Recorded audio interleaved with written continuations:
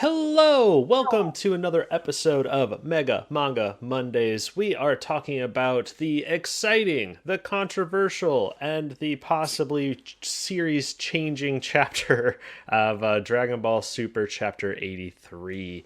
I am Jason Hahn, and I'm pretty excited to talk about some Dragon Ball Super with y'all. It was quite a chapter, and but I am a writer for Screen Rant. I write video game news, and I love manga. Huge fan of it. So I got some other buddies at Screen Rant who happen to specialize in comic book writing, or articles writing and stuff. And we're excited about talk about this new episode of Dragon Ball. But Steven, you want to introduce yourself, man? Yeah, hey, this is Steven here. Been writing for a comic section at Screen Rant for a little over a year now. Write all things manga, mostly Shonen Jump, and then also some Sonic the Hedgehog, which it's also, again, next week should be an exciting week for Sonic fans, but that's neither here nor there. Do they come out with weekly releases for Sonic the Hedgehog? No, no, they don't. But I mean, I just always find something to get excited about. So, Very nice. Well, all right. We got a couple other guys. How about Francesco? How you doing, bud? Hey everyone, I'm Francesco. I'm doing uh, great at the moment because I finished working about an hour ago, and I am headed towards a Magic the Gathering event tonight, which is always a nice way to spend an evening. And yeah, besides that, I am also a writer for Screen Rant, and I write for the comic section, mostly manga and Marvel comic. Oh, very cool. Yeah, I've actually been kind of falling out of Magic the Gathering, but yeah, that I hear a lot of exciting stuff's been happening with that lately. But yeah, how about you, Carlyle? Hey, I'm Carlyle Edmundson. I'm also writer for the comic section. I mostly do manga. Occasionally, I'll do some of the sci-fi properties that have comic books. But I have D&D today, and we have just picked up the new Magic the Gathering crossover module, so that should be fun. Hmm. That sounds fun. Well, yeah, we could probably talk D&D and Magic all day. But that's a whole other thing, yeah, whole other beast. that's a whole nother thing. Let us know if you want to hear us talk that stuff. But today, Chapter 83, Bardock versus Gas, Part 2. I guess just some things. I'll talk about what I enjoyed from the chapter, the things that really stuck out for me. This fight centers entirely on the flashback of Bardock versus Gas, and I really like the parallels with Goku here. Like Bardock pretty much is Goku. Like his whole you know what, I love fighting strong opponents. This is exciting, and it was really fun getting to see like canon Bardock fleshed out. And I really enjoyed all that. What else did I enjoy about this chapter? The action was great. It was a very action heavy chapter, and there's a lot of things that happened. Power levels and the whole idea behind that was just thrown into the garbage. I feel I think a lot of the time, like anytime Gas was attacking, or anytime Gas was getting attacked, he's just like, oh, this barely tickles, and then suddenly everything is just affecting him. So it's just like, all right, is he just lying this whole time? Like what? Or is Bardock really that much stronger? He seems It's but a flesh wound. yes, Yeah, right. exactly. Well, and it seemed like after he got his tail ripped off, then he was a lot stronger. So I'm almost wondering if that Oh, might be something. Yes. and this is Carlisle's theory. Go, Carlisle. Go, go. Yeah. All right, all This is right. our centerpiece today, I guess. I have been thinking about this for a while now. That when you think about all the Saiyans that we've seen who've attained Super Saiyan status canonically or beyond that, none of them have tails, and it seems like some of them that did have tails weren't able to do that until they didn't have tails anymore. And the fact that Bardock gets his tail ripped off in this one and immediately discovers a new level of power seems to suggest to me that the tail is perhaps what's keeping most Saiyans from being able to go Super Saiyan. And that's kind of like nobody's going to think about cutting their tail off So they got these legends about it. They've heard about it, but nobody knows how to do it because who would do that on their own? So Right, without Drop the the mic, like legend of Carlyle. it. Drop the mic.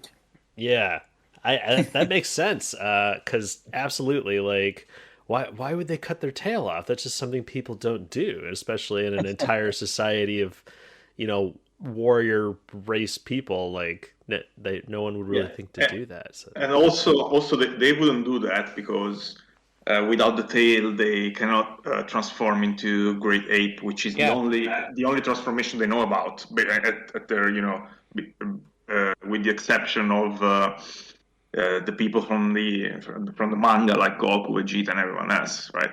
So that's kind of the core of the theory, I suppose, is that once you have your tail cut off, you can't do the great ape anymore.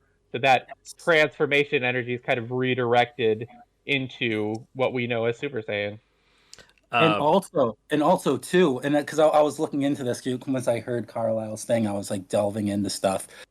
So like during the Tournament of Power, and this was in the manga only, not in the anime.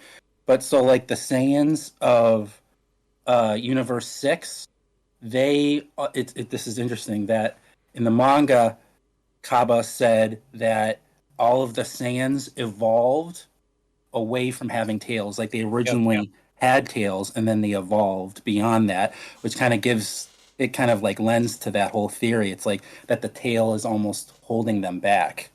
Yeah. Because in the anime, they're like, oh, Kaba's like, wait, Saiyans have tails, but like the manga version kind of gives credence to this whole theory as well, which is exciting. Which would also explain how they had such an easy time attaining Super Saiyan too. Yes. Because that or just crappy writing. That was really yeah, they're like retconning it to make it make more sense as each arc comes out. They're like, let's make it so they don't just I have a tingle on my back. Yeah, that like there's definitely a more basic reason from a writing perspective where it's just kind of like the tail looks a little silly and it takes away from the intimidation factor that some characters like Vegeta have. So we just kind of wanted to move away from that in general. And so these things have just kind of been reasons for why we're doing that as things have moved along. But I know that it's been said that Trunks, I believe, was born with a tail and Bulma had it removed. But Goten was supposedly not born with a tail at all. Right. And Pan does not seem to have a tail either, or Bulla for that matter. So it does seem like there's some kind of like active evolution happening here. Yeah, that or poor writing, and they just forgot. Yeah. The truth is, these characters were created at different times, and we just decided we were done with tails a while ago. But if this explanation answers a lot of holes, so I've been thinking about this for a while, and this chapter really brought it all back. And one thing too, like because I got this wrong initially, because when I first found out, that Bardock gets his tail ripped off, and then in the movie where he's retconned in, and in the manga, well, in the movie he's retconned in, he has his tail, and then in the manga, we first see him as a great ape, and originally I thought that was like a massive recon, like because I thought that once a Saiyan lost their tail, they could never grow back, but apparently that's not the case. Because I was doing some research on that, and apparently Goku lost his tail numerous times in the original Dragon Ball. Dragon Ball, yeah. I completely forgot about that. So originally I was like, oh my god, is Bardock like this some like a different type of Super Saiyan where like his tail regrows? But it's like, oh wait, no, that's right. Yeah, that was one thing I was kind of worried about actually. It was one April Fool's thing that was going around the internet where people were like, oh, the leaks for the new Dragon Ball chapter are out, and they had like made it seem like Bardock had gone Super Saiyan, and you're just like, no, I see the date. You're not going to trick me this time. He does go. He's actually technically the first one to go Super Saiyan in the spin-off manga, which I wrote about earlier today, and I already forgot the title. Sorry. Wasn't it Minus? Was that what it was? No. If you give me a second, I will find the title. It's from 2011, so it's before Dragon Ball Super. Dragon Ball Super, and it's a very nice. It's just 3 chapters, but it was very, very nice. Actually, I suggest you check it out. It explains the legend of the Super Saiyan, because you know that Frieza knows about these Super Saiyan things, so there's a whole how and why. And okay, let me give me a. If I remember correctly, it's called Dragon Ball Episode of Bardock. Oh, okay. Yeah. That's the title.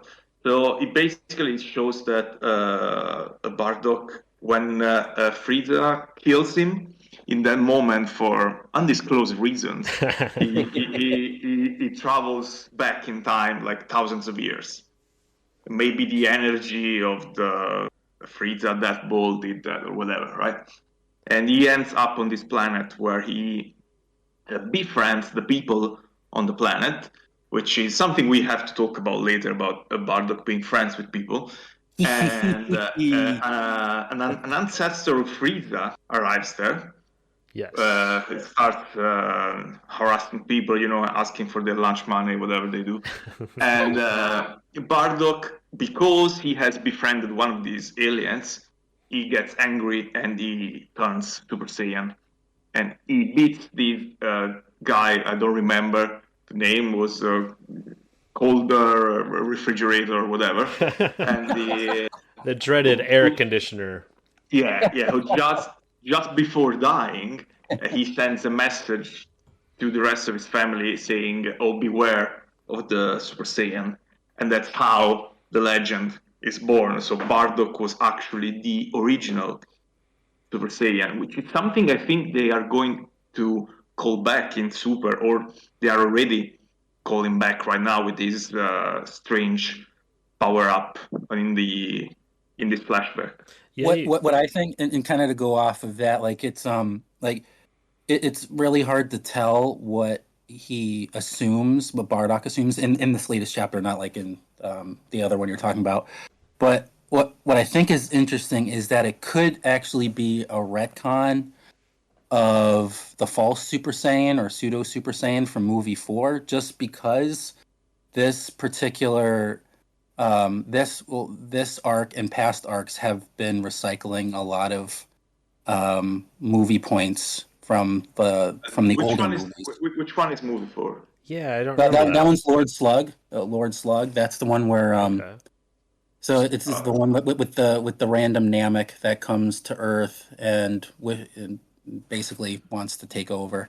Surprise. But yeah, but Goku undergoes like this false Super Saiyan during them, and I'm wondering if that's what this is. But then again, I mean, that false Super Saiyan was a lot different than this version, because like in the movie, he just complete rage, like he's just screaming the whole time, and his eyes are like all white. So I mean, it could be like a version of that. I don't know, but just be that they needed Bardock to survive somehow. In a way, this kind of reminds me of Gohan's form that he uses now, where his hair doesn't change, but he does get this aura, and that's kind of what Bardock did in this chapter. So maybe it's closer to that. I can't stand that transformation. I hope it's not. It's kind of boring. Yeah, I kind of remember it was just like even back in like Dragon Ball Z anime, before they introduced like Super Saiyan or anything, or really whenever like a non-Saiyan character powers up, they seem to always have some sort of aura or something like that. So I wouldn't have been surprised like if they had made him Super Saiyan in this and he just kind of kept it secret from the Frieza thing, but that's a plot point that they've used in a lot of Dragon Ball media. Like I don't know if you guys have played many of the Dragon Ball games, but their most popular, most successful one, Xenoverse 2, you play as like a time patroller that jumps around the Dragon Ball timeline, and in that one they use that as like the mysterious villain. Oh, this guy looks just like Goku and he has a mask on, and anybody who has enjoyed Dragon Ball or anything is just like, it's probably Bardock. and it'd be Turles. And that would have been a better twist, but no, it just ended up being Bardock. They were doing that whole twist thing again. Yeah, speaking of time travel, I noticed something today that as I was rewatching the original Bardock movie. Oh, nice. The one from 1990. And then we can talk about that. Yeah, yeah. That was kind of a segue for the meat podcast. No, but seriously, when he has all these, I guess, flash forward or visions, Yeah. right? I don't know if it's the one I watched today on YouTube that was edited, but at some point he sees an evil grow-up version of Goku. Yeah. You guys, and that's exactly Goku Black because he even has the earring. Oh, really? I think that because I remember I saw because I was watching one on YouTube a few months ago, and they actually and they changed one of the visions that Goku had, like where it was originally visions from Dragon Ball, the original Dragon Ball, when Goku first meets Bulma, and Bardock is going, what Goku, what are you doing with these people? And then someone replaced that vision with parts from Dragon Ball Super with Goku Black, where it's like it made it seem like that Bardock was going, oh, but Goku, what are you doing? Like, so right. Okay, that sounds likely. I got super excited for nothing, but I mean, I watched these. What was it, 20 years ago? So yeah, that probably would have gotten me. YouTube user who plays with my mind. Anyways, yeah, the tricks of editing, those jerks. But yeah, that made me think of kind of another thing about this chapter that just has major ramifications. Well, actually, no. Before I get into that, we'll get into gas warning. Yeah, there is. This chapter was kind of a bomb. But Gas kind of like gave Bardock the hint that Frieza might blow up your planet, and I really like that we got that. It's not just Bardock being like, I've got a strange feeling that everything's about to explode, which is kind of the canonical things that they did, especially in the Broly movie, which I think is fully canon, and that actually has me come back to Carlyle's theory. Didn't Broly have a tail? Yeah, he did at the beginning. He did, but he lost it. Yeah. Did he? Okay. Yeah, his dad took it off. Yeah. Oh, okay. Well, there we go. Yeah, that's even more ammo onto Carlyle's theory. I looked that up too. I'm like, please let him not have a tail. It's also possible that once you because they do regrow the tail, but then they stopped regrowing it at some point. I assume Goku's not just cutting it off every couple of weeks or months. Yeah. Maybe once you attain Super Saiyan after losing your tail, that prevents it from growing back. Yeah, that would make sense. Too. Yeah, that's cool. Man. Because I can't think of like a single character with blonde hair and a tail. And since Dragon Ball GT isn't canon, Super Saiyan 4 isn't a thing. But this could also explain why there is no Super Saiyan 4 as well. Right. If you think about it, because because this transformation in Super Saiyan 4 is connected to the tail. Yeah, the golden Uzuru. So when Goku has to regrow his tail, somehow grinding pepper. Like, this is another childhood memory for me because I haven't watched Dragon Ball GT since it came out. But I remember that the way of regrowing his tail was having him grind something all day, and they never explain the connection. Guys, can you confirm that? I don't remember that. I just remember with Vegeta they had to use that ray on him. Oh yeah. It was Bulma's invention, but then for Goku, he did this special training with the Supreme Kais, and it consisted in just grinding something like a pepper grinder for hours and hours, and then wow, your tail is back. Oh, I've never grounded pepper before. I've never experienced this before. But I'm glad that we've moved away from that. That's not. I'm not gonna lie though. Super Saiyan 4 is still my favorite Super Saiyan transformation, but that's another combo. That's another combo. That is a hot take. Yeah, it's a hot take. I like the design of it. Shame on you. Yeah, but the whole I think it's so badass. I'd have to read more of the Uzuru. Yeah, I just love that. It's like the condensing of that power. Like it just feels. I don't know, and like their personality changes, and that's something that I've always hated about the Super Saiyan stuff. Like I know we've had this conversation before. Like when you first go Super Saiyan, like the anger is overwhelming, but over time they get used to it, and it would have been so amazing if that stayed like where every single time they transformed into Super Saiyan, they had to be really careful because they could lose themselves or something. Like that would have been a really cool like way to kind of keep the Super Saiyan transformation in check. And like it seemed like with all the transformations with Super Saiyan 4, every single time they transformed, their personality always changed to be like, more cold and distant and more scheming. I like how they keep that canonically in there as being important because like Goku can't use his spirit bomb fully in Super Saiyan form because of because he's like spirit bomb is supposed to be like the most pure sort of like energy and attack and that sort of thing, and so anytime he has used spirit bomb he's had to resort to his base form, and then he can transform into Super Saiyan after it's been formed to like help push it or something like that, which is really cool. I like that too. I almost wish that they would get deeper into that with the other transformations. Because then you wouldn't be like they wouldn't be spammed as much. Yeah.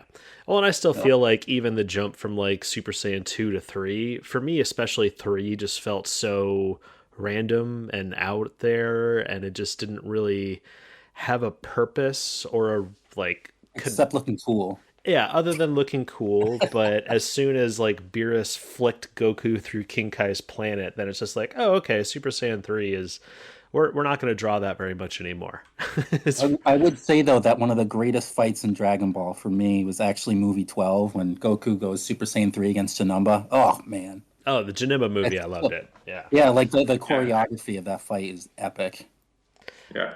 But yeah, back to chapter 83. After I've been going through the panels enough, I got to bring it up. It's there's some pretty poor panel work in this, like the one that just really made me stop and like, how did that get on the page is Bardock's kick, or his leg is like bending way out of proportion and it just looks really weird. I think it's like page 30, somewhere around there. I've got it up in front of me, but obviously you don't read a lot of Marvel comics where the art is sometimes awful, and you ask how is the biggest comic book company in the world allowing these things? But yeah, I mean, mangakas sometimes they make mistakes. Oh yeah, it happens. Well, going to I don't want to like jump around too much, but do you want to talk about the whole wish? Oh, yeah. Of course. Yeah. I mean, that has series changing ramifications. Like, it's almost. I mean, like a lot of people give garbage to like Naruto and currently One Piece with the whole like, oh, they've just been destined the whole time, that kind of argument.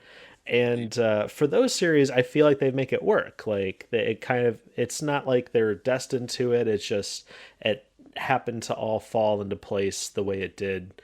But with this, it's literally changing Goku's like entire thing. Like he is legitimately a blessed child now, and which is amazing. I actually really like this.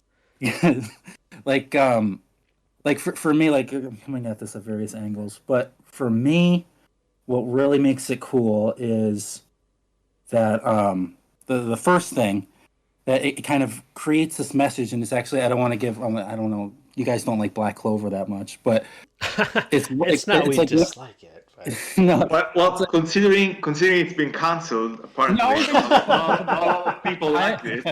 No. We're not going. No. But like one of the greatest messages of that manga, which I really like, is that no matter what sometimes your best isn't enough, and you have to be a certain person to be able to be awesome. And this is kind of going into that. It's just like Goku isn't special. Like everyone we always thought, it's like that Goku was all mystical. Like he was able to surpass Vegeta, who is the Prince of Saiyans. And like he's supposed to be the greatest of all Saiyans, but somehow Goku did it because that's what he believes in, and if there's a will, there's a way. But it's like this kind of just takes that mysticism away and kind of brings like a realism to like this whole thing, and I really think that's awesome. Oh man, I disagree. Like I think Goku's whole thing has always been like through hard work and triumph you can conquer even those people who are naturally talented like But that's Vegeta. what's so great, And because it's not like mysticism. overused. It's like it's almost like all those people in the world who grew It's up the looking up original, to Goku yeah. were like, you know what? I could be like Goku if I work hard. I can succeed. But False Yeah. dreams. yeah, right. Grow up, kids. But no, I don't this know. Like I just like basically it makes like Bardock is the real Goku, and that's what I think is really cool. Like for me, it completely just like blow like Goku was not like he's special because of his dad, like the love of his dad, and I think that is an incredible message, and I love the hell out of it. love of his dad, he just offhandedly been like, no, I don't want to wish. Just whatever. You're wishing on a happy star. I'll just wish good luck to my kids.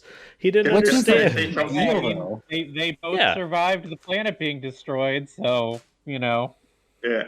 Can I say something? Absolutely. Here? Please. I think that well, regardless if you actually like it in terms of story or not, I think that on the one hand, these choices sort of questionable because, as Jason said, it goes against what Goku represented, but also in terms of wider fiction. Okay, Goku is an important character in fiction, right? And so many other characters, especially in manga, have been modeled after him. Yeah. He's the original Rock Lee or whatever stereotypical manga character who gets things done by effort and not by being the chosen one or whatever, right? Yeah. There have been countless after that. So changing that is sort of. On the other hand, I am happy that they are taking that risk because I don't know if it's the same feeling for you guys, but like reading DBS for me, it's like I don't know, it's relaxing thing to do, but without too much emotional investment because it's always the same story, right? We know that. We know who the good guys are. We know how it's going to go. It's a rehearsal of the same things we've been seeing since the 1990s, which is awesome because, again, it's one of those, small pleasures that you can have in life. But I never expected anything new or surprising from the story, right? This is actually surprising. So they are changing things. They are doing different things, which I think they have to do. Otherwise, again, you're just rehearsing the same formula from 30 years ago, which is great because it still works, right? But on the other hand, you can also kind of try to, change the recipe. And so I liked it. Yeah, and also too, I mean that was wonderful. I agreed with all of that. Like it just also adds so much more to Vegeta's story as well. Like Vegeta has always it's always been odd, that he's never been able to overcome Goku no matter what, even though he is the Prince of Saiyans. And this kind of it gives credence to Akira's, trolling, obviously, by not letting Vegeta, but like it's like a very poetic way of doing it.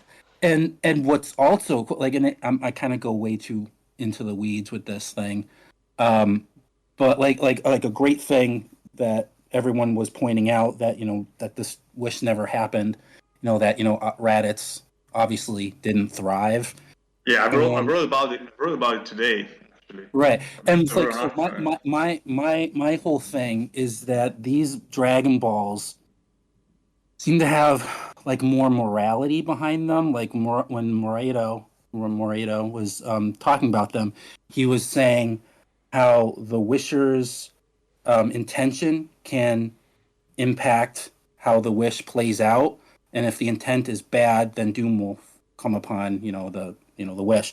But then why, if that is the case, why wouldn't it be the same if the intentions of the recipient of the wish? Like that makes a lot of sense, because then Goku still contributed to this by being his pure self. Like, he was only able to put the wish to use to its fullest because he became a good person. And if he hadn't, then he would go the way of Raditz. But let's talk about this, guys, because but first, I'll just say one thing, and then that's what makes the whole moment of Goku and Raditz's death in Dragon Ball Z so much more poetic. It's like, because Raditz is the ultimate evil, not ultimate evil, he's evil, and Goku is good.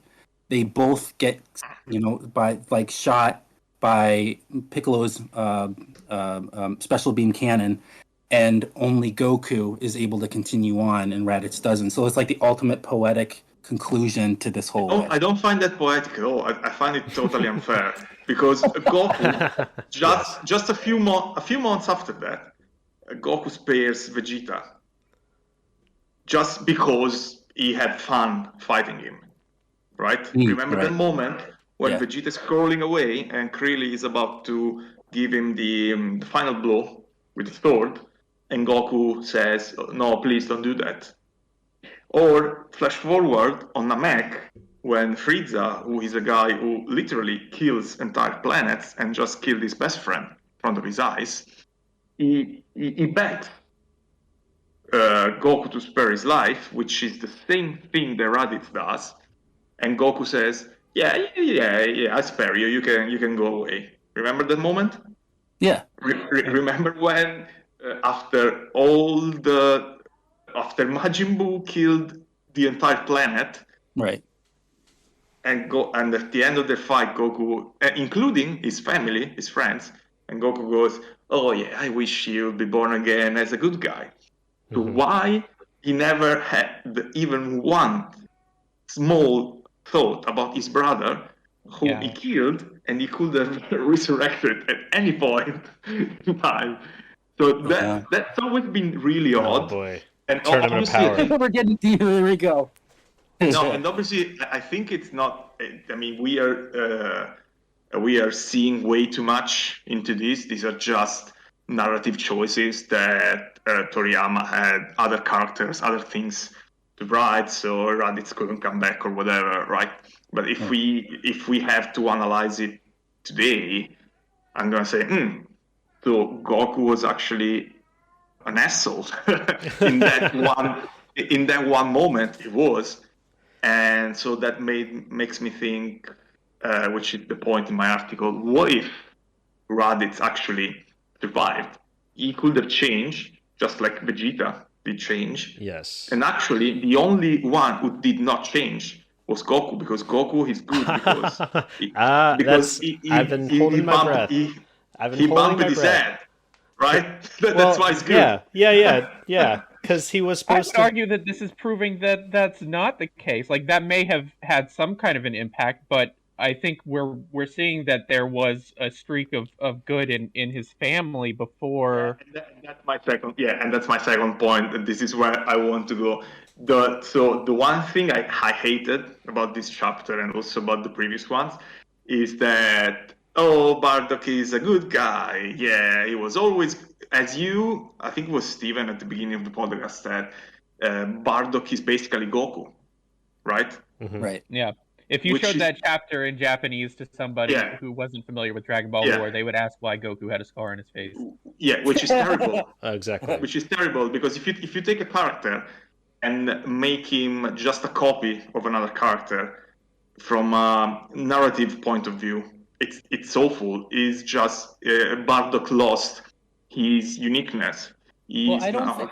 Like, from my perspective, like the way I view this version of Bardock is, we've only been shown the part of Bardock when he undergoes that change. Like original in the original film, we saw him before that change. Like, what made him change were those visions in his head.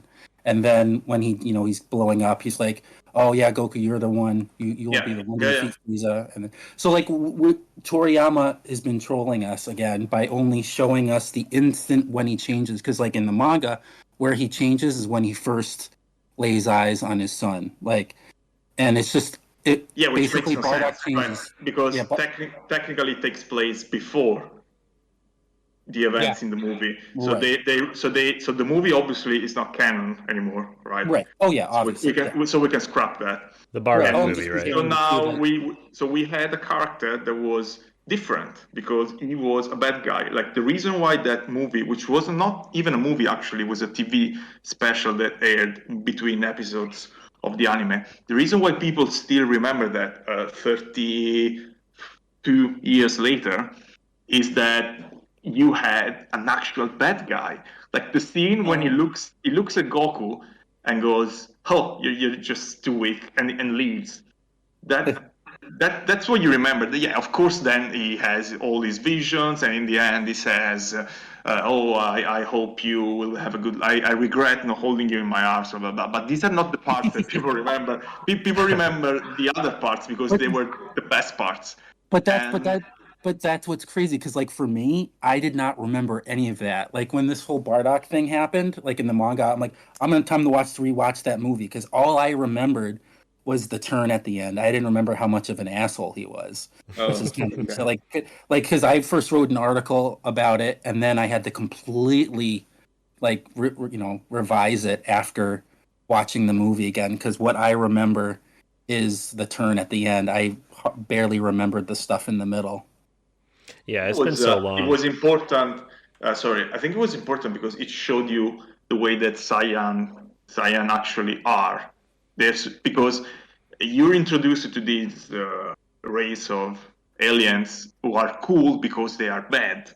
Let's face it, they don't care about other people. They don't love other people. They just love battle and making money or whatever they do, right? Well, Bardock did prove during this chapter that that's all he cares about. That's what he says. He only cares about. That's what he says. That's what he says because they want to please, the audience who, like me, was going to complain about it. So he can say, "Oh no, I only care about fighting," when he's actually doing the complete opposite in the rest of the chapter. But the point is that that was a way of actually having a look at Saiyan, who are not the ones from the series who stop being bad, basically starting with Namek, and Vegeta has a change of heart on Namek. Then that's the last moment you have an actually bad character in the series, evil character. Well, so Bardock was sort of a nice, cool thing because he was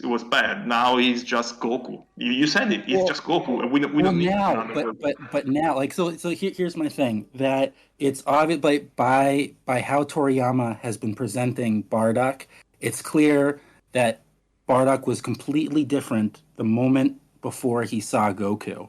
Like even like when he first lays eyes on Goku, Gene is like so surprised by how he's acting. Like, oh my god, have you never seen a baby before? Because like just by how much he's like he was gone for a year fighting, he didn't care. Like, so we know it's clear that Bardock was different before that moment. Because even when he's saving Granola and stuff, he's like, damn, what the hell's wrong with me? This is not normal. Like we've only been shown the nice part about it. Like there's another part that just hasn't been shown yet, and I think that's important, like to this particular story, is that it's clear that there's a bad part of him. He just hasn't been shown yet, because it kind of just builds to the fact that we're just seeing his change, like that. I think that he's trying to convince himself when he says like this is all just about the fight and the challenge. I think he's saying that to convince himself that he hasn't changed, but it's pretty clear from the context of the chapter that he has. Oh yeah, he's definitely even changed, on this planet. Sure. Oh yeah. Well, yeah. Just sorry, can I say one last thing? Absolutely. I think just the times have changed. I love this. In the 90s and in the 80s and the 90s, bad guys were cool. If you look at popular culture back then, it was the age of the anti-heroes. Even if you look at the most popular Marvel characters from the time, Ghost Rider, Wolverine, all the bad guys, right? Yeah, and so bad guys, Vegeta, bad guys were cool. Today, it's not good to be bad because except in Black Clover. I'm gonna get a little political here. Everyone has to be good and be on his best behavior. So obviously Goku cannot be the son of a mass murderer like he was before. And also he has to have this connection with his parents who always loved him, and it's cool because it's new, but at the same time it's so different from the story that we know that, and I go, Yeah. Oh, I feel like, I mean, as you said, like, the only other time that we've really seen, like, one of these bad guys, like, legitimately change was Vegeta. And I kind of they're almost adding too many things for Goku to explain Goku. Like, previously Toriyama was just like, oh, he bumped his head really hard. That's why he's a good guy now. And even Vegeta was just like, wait, what? No, Raditz even was just like, you were supposed to be an asshole. You were supposed to take over this planet. I was just like, well, I guess I just bumped my head really hard and all that. And now it's that plus the wish of the dragon. It's just, I don't know. They're just making everything just so convenient. And I don't feel like it's lining. I don't. It just doesn't feel like it belonged there. It feels tagged on. But I'm gonna keep on going to Francesco's words and mimic that in my brain every time I'm reading this. Is like, this is supposed to be relaxing. This is supposed to be fun. It's not. You know. It just changes so much about previous things, and I'm kind of not a huge fan of that. But I do think that we're getting Bardock's, like, it's just proving that Saiyans have the capacity to grow a conscience, and I do like how Bardock is consistently like, "Am I growing a conscience? No, it's just because of this fight." Like, I agree. I agree with that. I think that's a point where the Universe 6 Saiyans make a good point of comparison, because like they're not jerks like the Universe 7 Saiyans were, and we don't know how long the Universe 7 Saiyans were jerks. It's possible, maybe not literally Frieza, but the events of their conquering are kind of what led them to this mercenary society that they have. Yeah. And also, Francesco just gave a message saying he has to leave soon. So do you want to say anything, last words before you have to go? Sounds so ominous. Yeah. No, I just I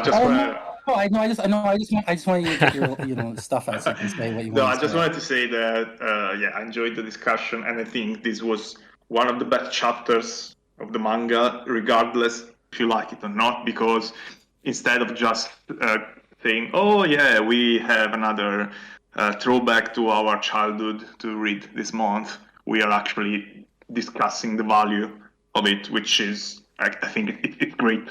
Oh yeah. So yeah, and hopefully we will see Raditz come back. That was something I brought up earlier. Like, this isn't the first time in the saga that we've kind of gotten that taste or mention of Raditz, and it's kind of, as you said, like, it's made Goku a bad guy by like forgiving all of his enemies and be like, I wish he'd be reincarnated. And it's kind of the one instance Goku is totally a jerk. He hasn't like gone back to even try to talk to his brother or anything. Like, what a twist that would have been if he brought him for Tournament of Power. Yeah, even while he's dead, he doesn't seem to have gone and hung out with his brother at all. Yeah, this arc has made me want Raditz to come back. And what's interesting, like, just going back, we were talking about before, like Francesco, saying that we're talking about something, in a way that we wouldn't have before. It kind of goes back to what we were talking about earlier, Francesco, in the chat, in the regular chat, like we were talking about Evangelion, and I was saying how pissed I was, but you're like, but you said like exactly what we're talking about now. It's like, well, the fact that it changed, we wouldn't have been talking about this decades later if there wasn't for that change. So it's kind of like the same thing. Yeah, just want to bring that up. Yeah, absolutely. Well, yeah, Francesco, anything else about this chapter you wanted to get off your chest before taking off, man? No, that's everything. Looking forward to next month. Yeah, absolutely. Thanks for your time, man. Yeah, thank you guys. Bye. Have a nice discussion. Bye. Have fun at your tournament, Magic of the Gathering. not the Tournament of Power. Sadly. That's next time. Bye. All right, later. But yeah, so I kind of, I don't know. It's one of those things where I'm glad this whole chapter was the flashback because we got all of it. We got it's. I'm pretty sure this whole instance is done. We're gonna go back to present day. It's just what information do you think? I guess this is kind of going into the final section to wrap up the podcast of what do we hope will happen next. But yeah, of all this information, how do you think Goku's going to interpret this? Like, I almost he started this whole recording to be like, how do I beat gas? And if he didn't pay attention to any of the major series changing things that happened, he's just like, okay, I guess I just have to be stronger and punch him really hard. Like, Yeah, I think it could be really interesting to see Vegeta's reaction to this information, because Vegeta may have exactly the same thought that this wish is the reason that he can never catch up to Goku. But on the other hand, this wish empowering Goku that way may be what has pushed him to reach this level that he's at. And had he been the best all along, he'd never have made it here. I like that. Yeah, I'm kind of hoping that's the realization he comes to. Is just like, this wish also helped me get to where I am. So like, he probably wouldn't be that. He's not big enough. He's not a big person for that. But I do like that. That would be amazing. That's amazing. I don't know, with the sensor beads and stuff lately, he's been very practical about it. So maybe, very true. Yeah, that's true. I mean, he has been changing so much anyway. Like he's doing things he's never done before. So yeah, he has been growing immensely as a character in Dragon Ball Super, especially lately. Yeah, I think especially after the anime ended and we've been getting into these arcs that oh boy, I struggle remembering the guy's name, but pretty much the guy who's in charge of Super now. Toyotaro? Yeah, Toyotaro. Toyotaro, yeah. I feel like he's been given more freedom for the storytelling, because I feel like throughout the entire anime, and I've brought this up in previous discussions, but like each arc is its own thing. They don't put a lot of work into like tying them in together, or the events of this arc caused the next one. But ever since the anime ended, they've been doing that very well, I feel like. And and I love how a lot of people were saying, or I was one of those people. I'm just like, okay, yeah, you guys are. That was the problem people had with Dragon Ball Super, is they weren't tying anything to any other arcs. It was just its own self-contained stories. And this chapter, it was just like, okay, well, hold my beer. I'm going to literally change. I'm going to have stuff in this chapter that change how you rethink the entire series now. Like, I because of the whole Goku wish thing. I just, it still kind of bothers me, because as we were saying earlier, like I really like the idea that Goku kind of represented that hard work thing, and I'm afraid that other people or children who are absorbing this story for the first time will feel like less it might hurt the confidence of like, okay, well maybe if I work hard I still won't be able to accomplish my dreams because I didn't have a dragon wish me eternal luck, or however we want to interpret this. It means trust your parents and your parents will help you.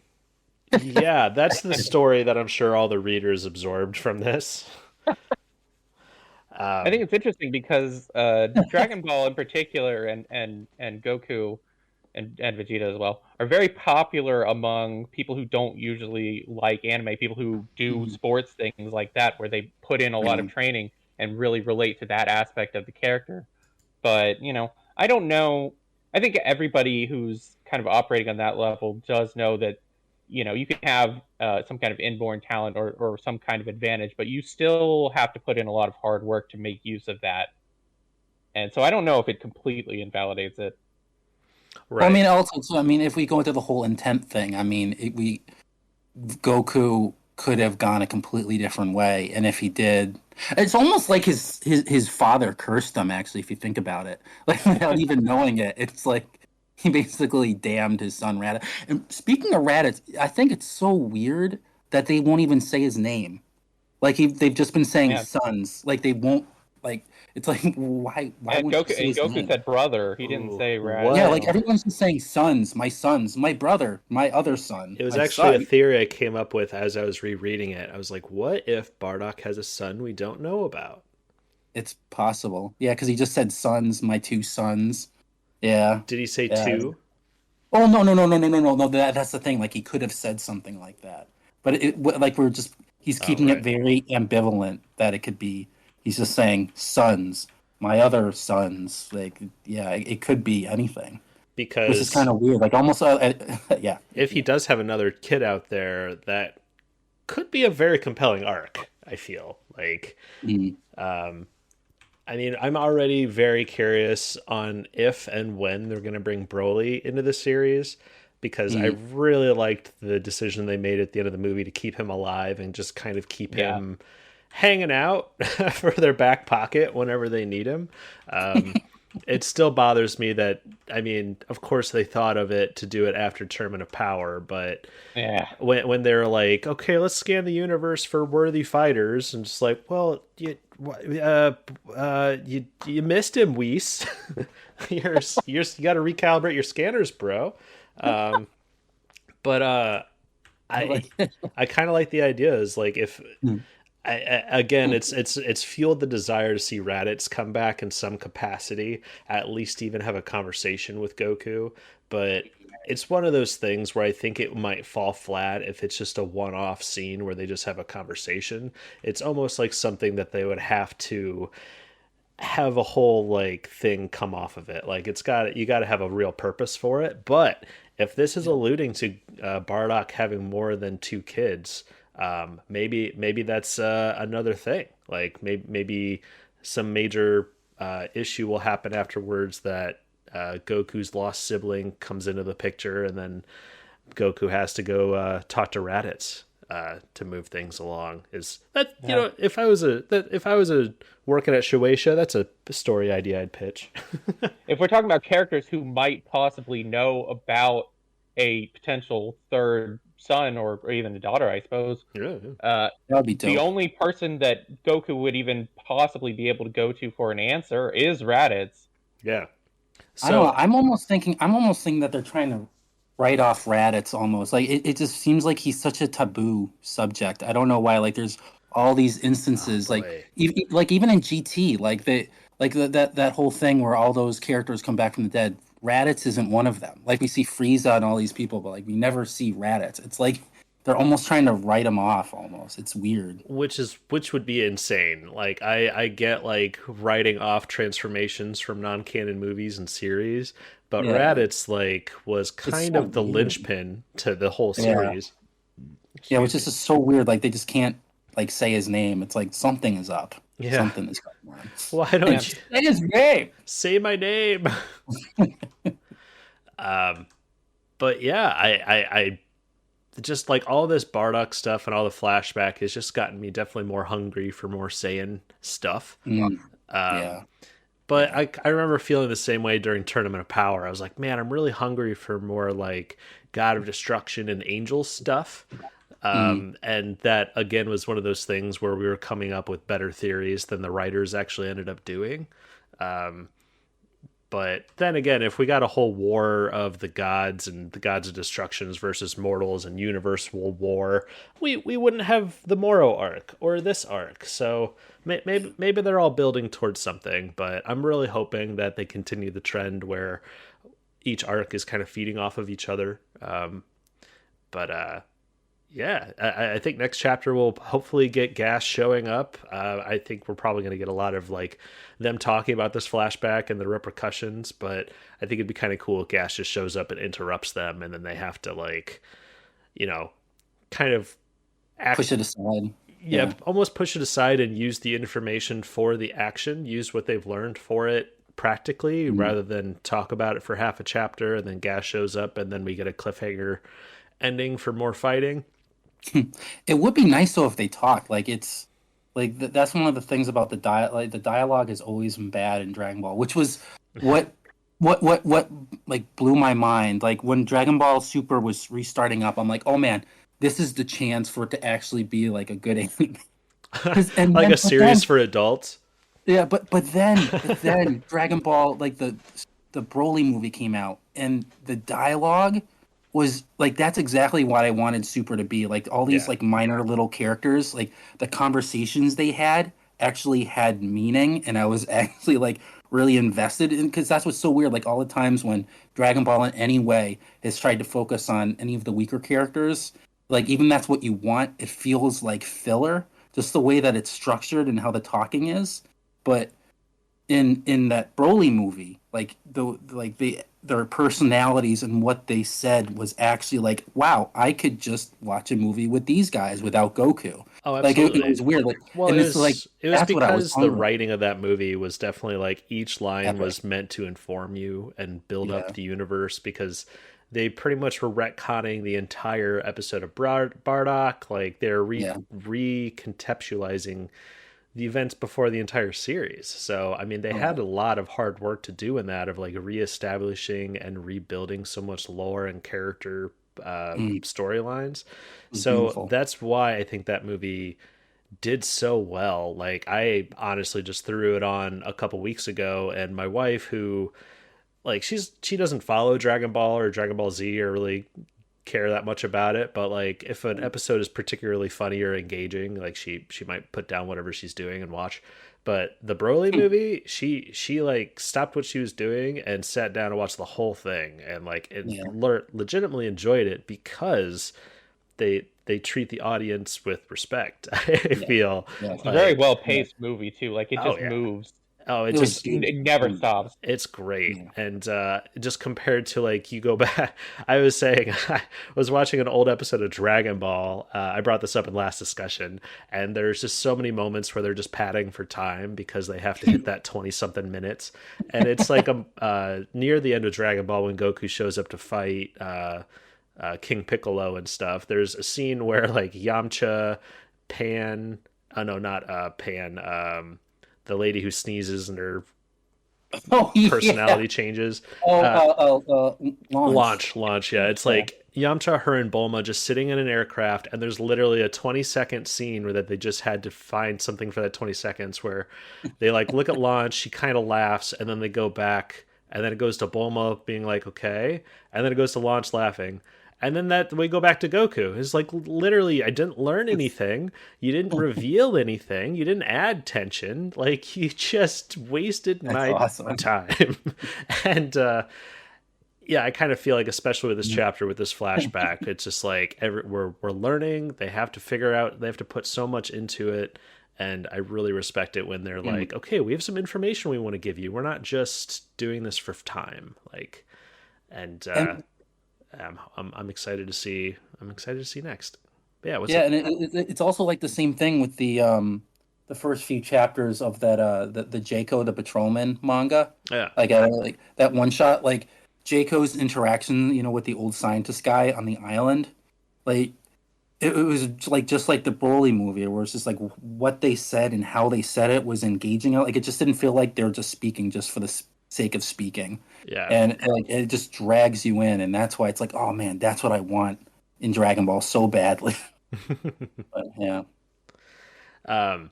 And one other little thing, it's just the page I have up, but the panel, there's a panel where after Bardock uses his I'm gonna go into the video game lore, and Bardock's ultimate move is called the Final Revenger.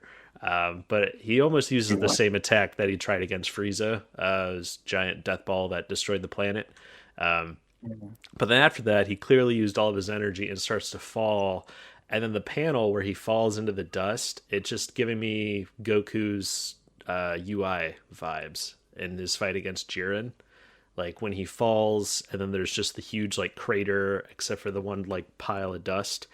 It's just like, this is kind of Bardock's like almost like awakening moment. Like, and it also, and I'm glad you mentioned that too, because it also mirrors what happens in the original Bardock movie when he's fighting against Dodoria. When Dodoria, he unleashes that huge mouth blast attack, and Bardock just disappears in this like the same type of terrain where it's just like this line of destruction, and he's just lying there. Like it's kind of like the same thing. But I'm interested. I never saw that until now, so I'm glad you mentioned that. Yeah, I just I I'd like to think that they're doing that sort of thought process with this, and I hope it's not just a coincidence. But of course we end the fight with all the parties being knocked out, not incinerated or blown up, but we have to keep it going. But I kind of am liking the devious nature of Alec. Like, he's just like a true villain. Like, I just don't feel like there's not any like talking, or there's no redeemable factors about this guy. You just know exactly, like, he's the guy with the plot and the background, and it's something that I feel has been missing from Dragon Ball a lot. A lot of their villains, are just like, I'm the strongest guy, or I'm the sniveling weasel that is going to betray somebody, so then this other guy gets stronger. But this guy's like, you know what, I'm not the strongest, but I know what I'm doing. And I really like that. Yeah, that's actually, I'm like, I know earlier, like I did a post about that where he was kind of like another version of Dr. Gero in that, for this guy, he uses his family members to protect him or to do all of his crap. And Dr. Gero built androids to do all the crap for him. Yeah, so I was thinking of Bobbity as well. Oh yeah, that's true. That's another one. Yeah. Well, yeah. So I kind of gave my ideas on where things could go next. Do you guys have any things or ideas on what you want to happen next? Well, actually, first, like Carlyle, something I liked that the way you worded it about how the secret was dropped, about Planet Vegeta. I remember you doing a pitch where it's like this was like Vegeta's worst plan or whatever, because like the worst kept secret, because everyone seems to know about. Yeah. Yeah. I don't know if you wrote it yet or if you want to talk about that, but I thought that was cool. I did. I don't know if it's been posted. It might be posted by Monday. Yeah, I thought that was really cool. I mean, like the only thing that like for me, it was just further moving away from the fact that Bardock didn't get a vision in his head, from going to Planet Manasseh or whatever it's called. Like everyone just seems to know Frieza's biggest plot ever, like to destroy a planet. It's just like, wow, that's kind of weird. That's why I was glad you pointed that out in your pitch. Well, yeah, it's kind of just like common knowledge for, the readers, because we've spent so much time with the only people in the universe who really know the truth. But there's like a whole context of like there's, other intelligent life in the universe, and they probably have some sort of galactic newspaper like One Piece. And the newspaper read, comet destroys blah, blah, blah. So I think if we had a moment where we're talking to some rando of, civilization, that's the narrative that was pushed. But to anybody who is on Earth who has spent more time with Saiyans who know the truth, it's just it feels like common to us. But that's kind of why I love the little previews that we get. Like anytime that we're with some other new space people or something, if somebody drops the name Frieza, like everyone knows who Frieza is. Like the Frieza Force is the most terrifying thing in the universe, and it's just those small instances of world building I really appreciate because they definitely don't do it as well as Oda does in One Piece, but just there's a whole universe to Dragon Ball, and we're obviously invested into it, and I'm excited to see any expansion or any like built up on the lore on there. So well, yeah, so my theories are next arc's maybe gonna have a secret sibling, and maybe we'll get more Raditz. Is kind of what I'm hoping for. But yeah, I think that'll about do it for this chat. Anything else about this chapter before we go into some plugs, guys? No, I mean, I just like what Carlyle said earlier too, that it would be interesting to see in the next chapter, like how Vegeta internalizes or digests this information. I didn't think about that before, and I'm looking forward to that, and hopefully in the next chapter. Yeah, absolutely.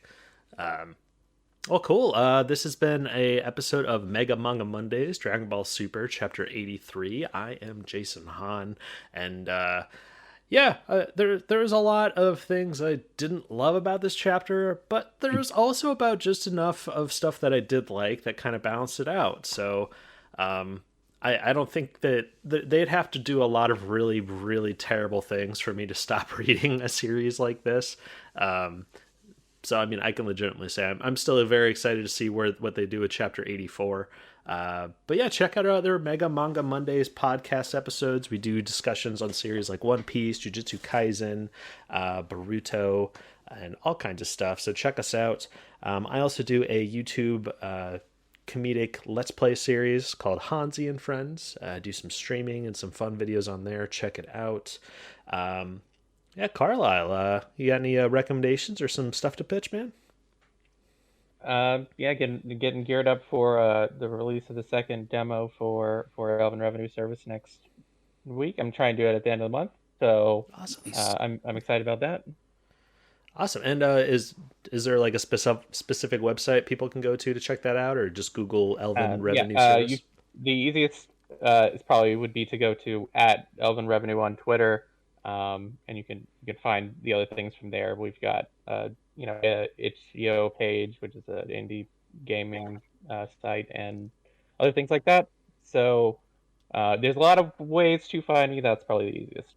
So like, for example, I could go to this site and I could play a demo, or is it only available to certain? Yeah, you could go there and download the current demo right now, and I'm gonna upload the new version soon. And cool. Yeah, I actually want to try that out. Yeah, Elven Revenue Service is a visual novel. It is kind of takes place in a fantasy world, yeah. Yep. And yeah, you get to learn the learn the ins and outs of doing taxes in a fantasy world.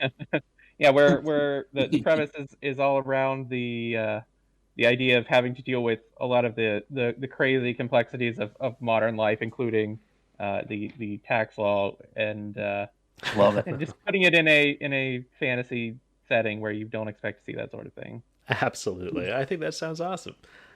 I'll definitely check that out. Steven, you got any recommendations or some stuff you'd like to pitch, bud?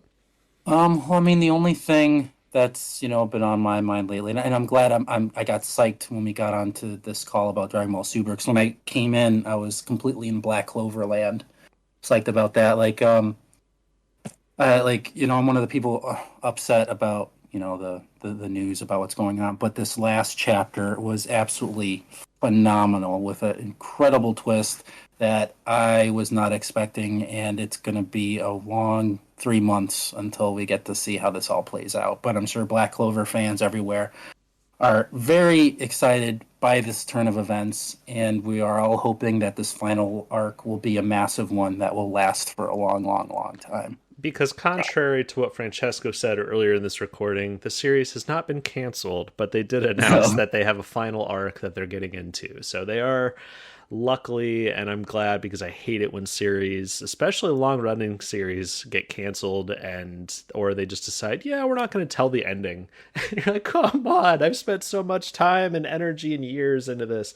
But I am actually getting pretty close to getting caught up on Black Clover, and I'm kind of glad that it's taking a few months off. It's giving me more time to catch up. So, but it's a great series, contrary to what the internet makes people think. But it is a lot of fun. Check out some Black Clover.